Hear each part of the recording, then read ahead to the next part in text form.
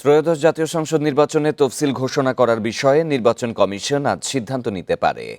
রাজধানীর আগারগাঁওয়ে নির্বাচন ভবনে সকালে এ বিষয়ে বৈঠক হওয়ার কথা রয়েছে।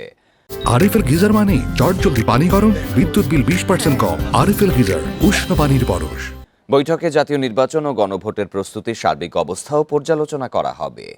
ইসি জানিয়েছে, তফসিল ঘোষণার আগে ভোটার তালিকা চূড়ান্ত করা, সংসদীয় আসনের সীমানা নির্ধারণ, আইন সংস্কার এবং নতুন রাজনৈতিক দলের নিবন্ধন সহ গুরুত্বপূর্ণ প্রস্তুতিমূলক কাজ এরই মধ্যে সম্পন্ন হয়েছে।